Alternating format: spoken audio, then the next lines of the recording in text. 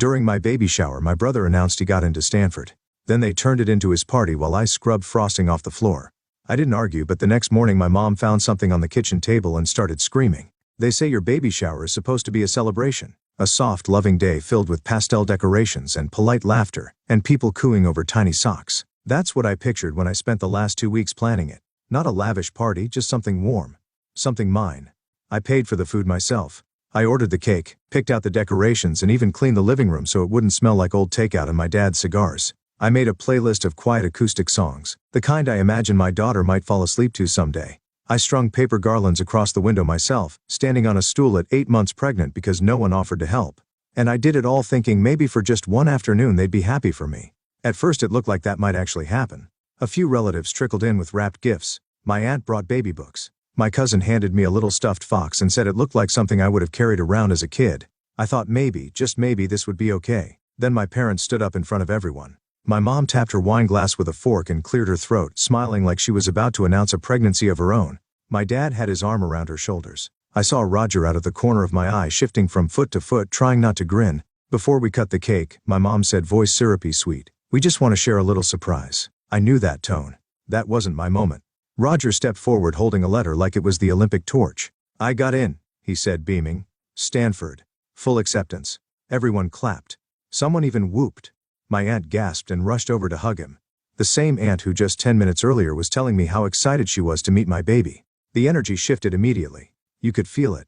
Like someone cracked open a bottle labeled better news and everyone got drunk on it. My baby shower turned into a college acceptance party in less than 5 minutes. No one said it out loud, but it didn't need to be said. The shift was physical. Chairs scraped toward Roger. My carefully set snack table became his congratulatory buffet. My cake sat untouched. Then his friends arrived. Not mine. His. A flood of loud voices and backpack-strapped high school seniors barging in like they owned the place. One of them shouted, "Where's the party at?" And another already had a speaker in hand. Loud music.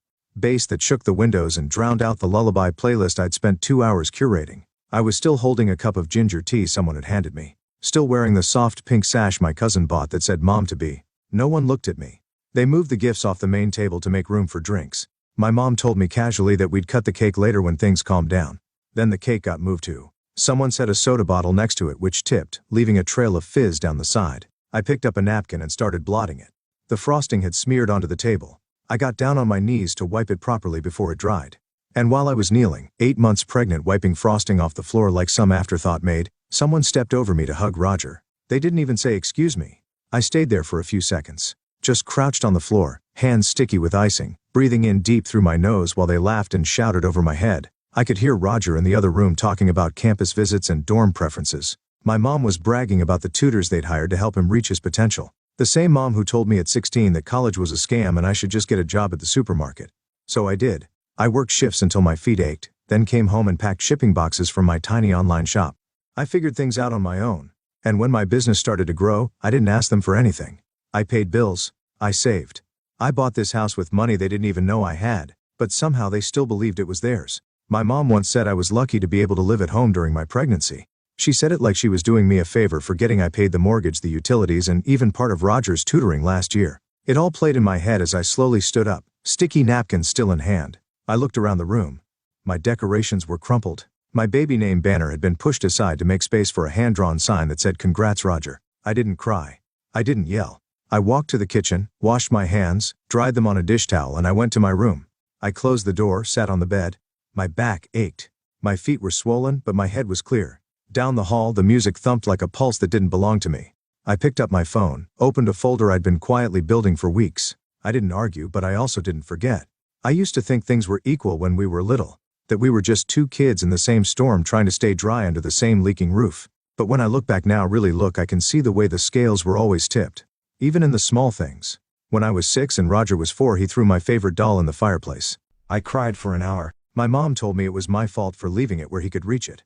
When I said that wasn't fair, she sent me to my room for talking back. Roger got dessert that night. I didn't. In 3rd grade I won 2nd place in the spelling bee. I came home beaming, holding the ribbon like it was made of gold. My dad glanced at it and said, "Just 2nd? Maybe next year." When Roger won a participation medal in a soccer tournament, they threw him a pizza party. When I got a B on a math test in 8th grade, my dad said, "Well, at least you're trying." When Roger got the same grade a year later, he got a tutor and a full lecture about unlocking his brilliance. I was expected to help around the house because I was more mature. I did dishes while Roger played video games. I cleaned while he got praised for remembering to take out the trash once a week. I was told to be patient, to be grateful, to set an example. The older I got, the more invisible I became. When I was 16 and said I wanted to go to college, my mom laughed. College? For what? So you can waste 4 years and come out in debt. Oh honey. You're better off getting a job and saving up. So I did. I applied to everything. Grocery stores, retail warehouses. I got hired at a discount clothing store and worked the floor during Black Friday while Roger was still in middle school. By the time he was 16, he had a brand new laptop, 3 private tutors and a college prep coach. My parents took out a small loan to cover it. They called it an investment. They never asked me if I needed help with anything. I remember once at 17 I got into a minor car accident on the way to work. I wasn't hurt, just shaken. I called my mom from the side of the road. She sighed and said, "You should have been more careful," then hung up. 2 years later, Roger dented his fender in a parking lot and my dad left work early to go comfort him. He told everyone at dinner that night how grown up Roger had been for calling him. At 19 I started my online shop. It was small, just reselling clearance items and shipping them from my bedroom. I packed orders at night, sometimes falling asleep beside the printer. I never told anyone how many returns I had to eat, how often shipping delays made customers furious. I just kept going. And slowly, it worked. It wasn't glamorous. It wasn't flashy. But it was stable. Enough to quit my job. Enough to build something real. When I bought the house, I didn't tell my parents right away. I just invited them over and handed them the keys. My mom cried. My dad patted Roger on the back and said, "Now your sister has a place where we can all be together." They moved in the next month. They never asked if they should contribute. Never offered to split bills. They acted like I was doing what any daughter would do. I let it slide. I told myself it was temporary. I thought maybe if I gave enough they'd finally see me. When I told them I was pregnant, I expected shock.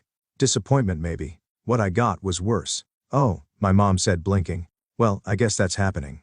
My dad asked if the father was in the picture. I said no. They nodded. No follow-up. No congratulations. They told Roger at dinner the next night. He laughed and said, "Guess we'll have to baby-proof the Xbox." "He'll have to." But only because it was easier than crying. When I offered to hire someone part-time to take over some of my order fulfillment so I could rest during the last few months of pregnancy, my dad asked, "Are you sure you can afford that? What about Roger's application fees?" I wish I could say that was the moment I snapped. But it wasn't. It was just another stone in a pocket already full of them. Still something shifted. Quietly. I started researching. Asking questions. Preparing. Because if they weren't going to protect me, I had to protect myself. My daughter. I didn't want her first memories to be of me cleaning up after people who only saw me as a resource. I didn't want her to learn that love had to be earned with silence and sacrifice. So I kept smiling. Kept helping. Kept saying, "Sure, no problem," every time someone asked me for something. And I kept planning. That baby shower was never really for me, not to them. It was a chance to host, to gather, to show off. But it was also the last time I was going to let them do it. They just didn't know it yet. The house was too quiet. It was the kind of silence that didn't feel peaceful. It felt like the moment before a scream. Like a breath held too long. Like something was coming. I stood in the kitchen pouring myself a cup of tea, while the soft hiss of the kettle was the only sound in the world. Outside the sun was barely rising. Inside the counters were sticky from spilled soda, and the sink overflowed with someone else's dishes. I had placed the notices carefully. One in the center of the table, neatly stacked with 3 more underneath, each one labeled with their names in bold black ink. The baby inside me stirred as I sat down, slowly rubbing my lower back. My body ached, but my mind was clear. I had been preparing for this moment longer than they realized. At 7:02 a.m., I heard the creak of the hallway floorboards. Slippers dragging. My mother. She walked into the kitchen with a tired grunt and froze mid-step when she saw the table. I didn't look at her. I didn't need to. "What is this?" she said, her voice still groggy. I sipped my tea. She picked up the top page and started reading. It took all of 5 seconds for her eyes to widen, her mouth to part. "What the hell is this?" she snapped, voice slicing through the stillness. Another pause. Then she shrieked. "Lily, what is this?" The mug in my hand didn't even tremble. I just took another sip. My father stumbled into the room in his robe, blinking like he hadn't fully woken up.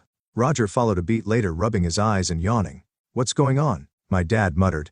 "She's evicting us," my mother shouted, waving the paper in the air like it had caught fire. Roger stopped dead. "What?" he croaked. I finally looked up. "I gave you 30 days. It's all in writing." "You're kidding," my dad said, stepping forward, snatching a copy for himself. "This is a joke, right? This can't be real. What is this?" "I sent the certified letters yesterday," I said calmly. "They should arrive this afternoon. This is just a courtesy copy." You're kicking us out? Roger's voice cracked. What the hell is wrong with you? I'm taking my house back. My mom's hands were shaking. Her voice cracked in half. After everything we've done for you, she screamed, you're going to do this now? When you're about to give birth? No, I said. I'm doing this because I'm about to give birth. Roger slammed his hand on the table. The stack of papers slid, scattering across the floor. You're overreacting, he yelled. It was one party. One stupid party that got a little loud. Jesus, Lily. One party? I stood slowly. You took my baby shower. You turned it into a frat night. You let people I didn't even know trash my house while I was scrubbing frosting off the floor like the damn maid. We were celebrating. He shouted. It wasn't even a big deal until you made it one. My mom rounded the table like she might physically block me. This isn't just your house, she cried. We've lived here for years. Yes, I said. Rent-free. My dad stepped forward, arms out like a mediator. Come on, he said. We're family. This is just emotions running high. You don't really want us out. We'll clean up. We'll apologize. We'll make it right. I stared at him. No, I said. You'll gaslight me into thinking I'm overreacting like you always do. Then you'll go back to pretending this house and my life are yours to manage. My mom's face was red now. Bright red. She looked like she might explode. You ungrateful little brat. You think you're better than us because you started a stupid online store? You think that makes you important? We raced you. We sacrificed for you. I laughed quietly. Just one breath of disbelief. You sacrificed me for Roger. Every single time. My father's jaw tightened. That's not true. I turned toward him. When I wanted to go to college, he told me it was a scam. When Roger wanted it, you spent thousands on tutors. When I worked night shifts, he told me to stop complaining. When Roger worked one summer job, you called him responsible. I paid the mortgage. I bought this house. And you still called it ours. Roger slammed his chair back. You've been waiting to do this. You've been planning this the whole time. Haven't you? Yes, I said. I have. He looked at me like I'd stabbed him. You're throwing your family out over a stupid party. Over a moment. That's sick. It wasn't a moment, I said. It was every moment. For years. This just made it obvious. My mom dropped to a chair and started crying, loud dramatic sobs like a soap opera actress. How are we going to live? Where are we supposed to go? What will people think? That's not my problem anymore, I said. We won't leave. She snapped suddenly, her eyes wild. You can't make us leave. You can't just throw your own parents onto the street. I can, I said. And I have. She looked down at the paper still in her hand. Her lips moved as she read the words again like they might change. This isn't legal, she whispered. I reached into the drawer and pulled out a folder. Inside were copies of the deed, the notice, the certified mail receipts. I laid them gently on the table. It is, I said. I made sure. Roger grabbed the folder and flung it across the room. Papers scattered like snow.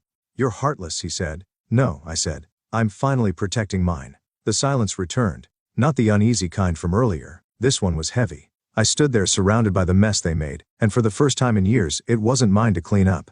I want you all out by the end of the month, I said. I've arranged for a friend to help you pack if you need it. You're not serious? My father said. You'll change your mind. I looked him dead in the eyes. No, I said. I won't. Then I turned and walked back to my room, past the torn-up streamers, the wilting balloons and the torn edges of the banner that had once spelled my daughter's name. They had erased me. But I was done being invisible. The first 3 days were oddly quiet. Too quiet. I half expected more shouting, more door slamming. But instead the house settled into a strange limbo where no one looked at me, and I didn't try to be seen. They moved like ghosts. Roger stopped blaring music from his room. My mother stopped pretending to clean the kitchen she never actually cleaned. My father sat on the porch for hours with the same cup of coffee barely touched. But I knew the silence wouldn't last. On the 4th day, the calls began. Started with Aunt Rachel, then Uncle Ted, then my mom's friend from church who hadn't spoken to me in 3 years suddenly texted, "We're really concerned about you, sweetie." Concerned? Right. It was obvious my mother had begun her campaign. She'd been painting me as hormonal unstable, probably not thinking straight because of the baby. She's making rash decisions, she'd said to someone. I saw the forwarded message from a cousin. We don't want to stress her out, but she needs help. They were spinning it as concern. Is love. As the kind of emotional pressure designed to make me feel like the bad guy. The next day my father asked to talk. We'll start contributing, he said. Rent bills. We should have done that before. You're right. He said it like it was a peace offering. Like it erased everything. You had years, I said. You didn't just forget. You chose not to. He nodded.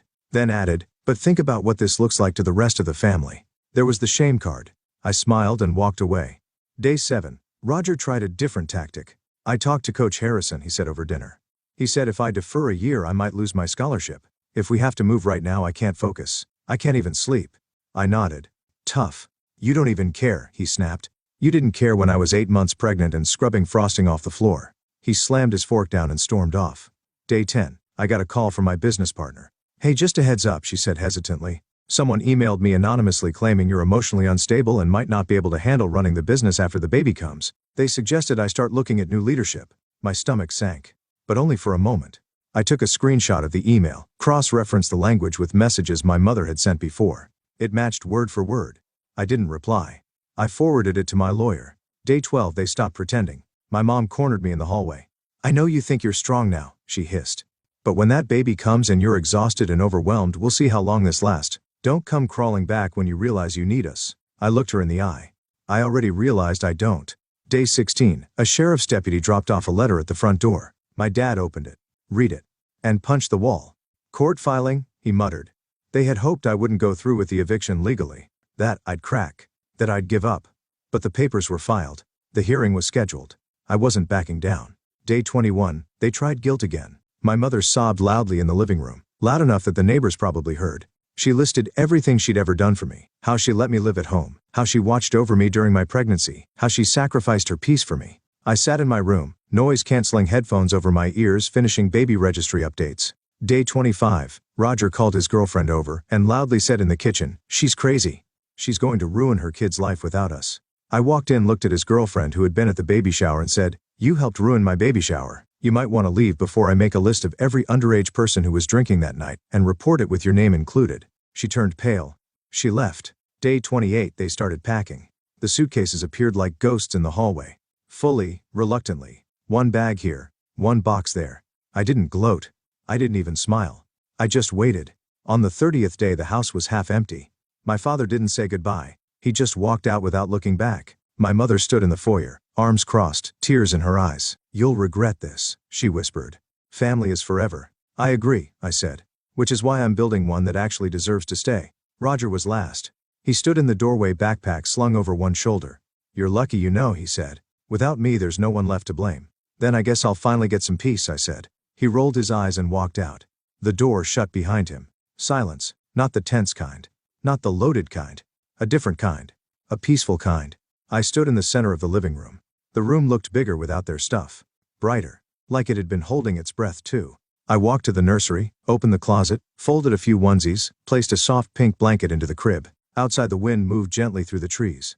I sat down, resting a hand on my belly, and for the first time in my life I felt safe. Not because someone else made it that way, because I did. Update. It's been 4 years. My daughter just started preschool last month. She wore a little purple backpack and told me she was going to teach everyone how to draw clouds. She's kind, curious, and strong-willed. She reminds me of me, only better. The business is still running. I never had to shut it down even during the newborn phase. I hired 2 more employees, and last year we hit 6 figures for the first time. I work fewer hours now. I don't have to hustle like I used to. I finally have space to just be. As for my family, we haven't spoken since they left. I haven't reached out and they haven't tried either. But relatives talk. People love to whisper at weddings and funerals. From what I've heard, Roger dropped out after his first year. Couldn't keep up without someone cleaning up after him. My parents moved in with one of my uncles, but that didn't last long. He apparently kicked them out after 6 months. Something about unpaid bills and my mom being a nightmare. They're not doing well. And no, I don't feel good about that. But I don't feel guilty either. I gave them chance after chance. I asked for the bare minimum. And when they refused to give it, I finally stopped offering everything. Some people say family is unconditional, but I think respect should be. Anyway, that's the update. Do you think I did the right thing? Let me know in the comments, and don't forget to subscribe for more stories like this.